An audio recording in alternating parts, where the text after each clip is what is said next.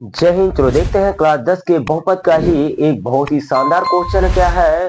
त्रिघात बहुपद ज्ञात करना। देखो इस क्वेश्चन को कैसे सॉल्व करते हैं, इसको ध्यान से देखते हुए जाना।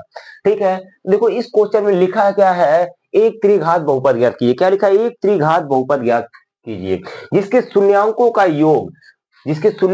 योग, दो शून्यांकों को एक साथ लेकर उनके गुणनफलों का योग तथा तीनों शून्यांकों के गुणनफलों का योग क्रम से दिया गया है।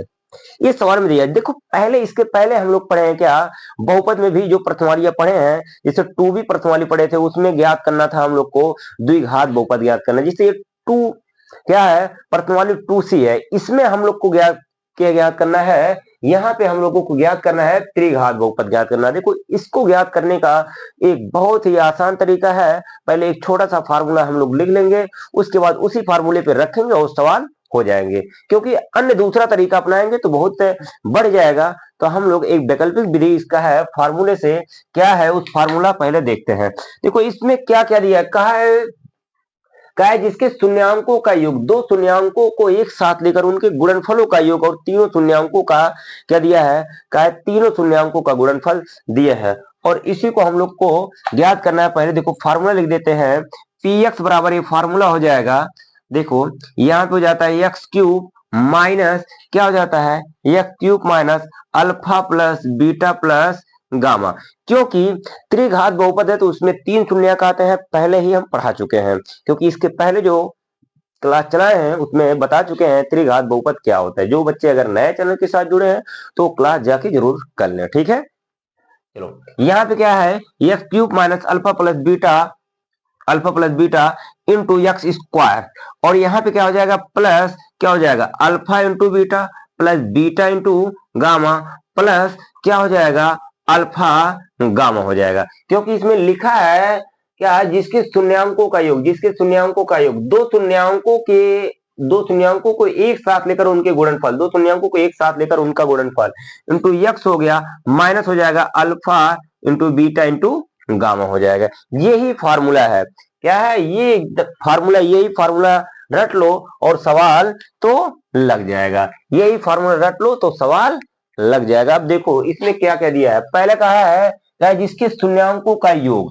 शून्यांकों के यानी कि पहला जो दिया है शून्यांकों का योग है, यानी कि यहाँ पे दिया है अल्फा। देखो इसको हल करते हैं।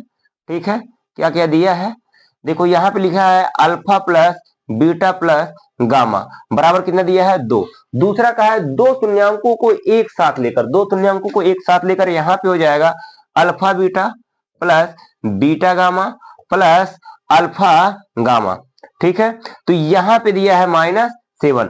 तीसरा कहा है तीनों शून्यांकों का गुणनफल क्रम से, तीनों शून्यांकों का गुणनफल मतलब अल्फा बीटा गामा बराबर कितना दिया है, -14 दिया है। बस ये हो गया। अब इसी फार्मूले पे रख देंगे, सवाल हो जाएगा। देखो इस फार्मूले को हम लोग साइड में रखते हैं, बट एक बार सोल्यूशन सॉल्व करने के लिए फिर से फार्मूला वहां पे दिखा देते हैं। तो यहाँ पे क्या होता है, ये फार्मूला क्या होता है, हाँ अब यहाँ पे फार्मूला इसे लिख देंगे, पी एक्स बराबर क्या, एक्स क्यूब माइनस क्या, alpha plus beta plus gamma into x square minus plus क्या होता है, प्लस क्या होता है, alpha beta plus beta gamma और प्लस अल्फा गामा, और इंटू यहाँ पे क्या हो जाएगा, एक्स और माइनस अल्फा बीटा गामा।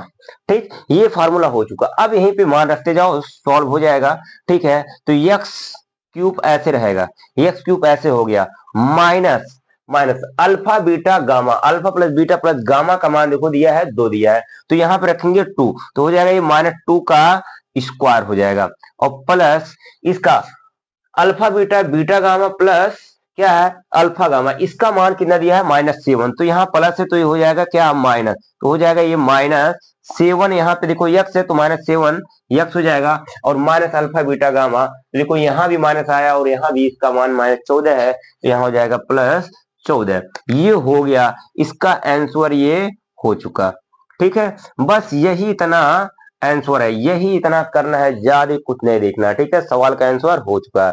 जैसे बात है, विश्वास करते हैं कि ये क्वेश्चन समझ में आया होगा। अगर जो भी बच्चा चैनल के साथ नया जुड़ा हो तो चैनल को पहले लाइक सब्सक्राइब शेयर जरूर कर दो, क्योंकि क्लास चलाने में बहुत ही मेहनत लगती है। ठीक है, अब यहीं पे हम करते हैं क्लास समाप्त और नेक्स्ट क्लास की इंतजार करना। ठीक है, जय हिंद।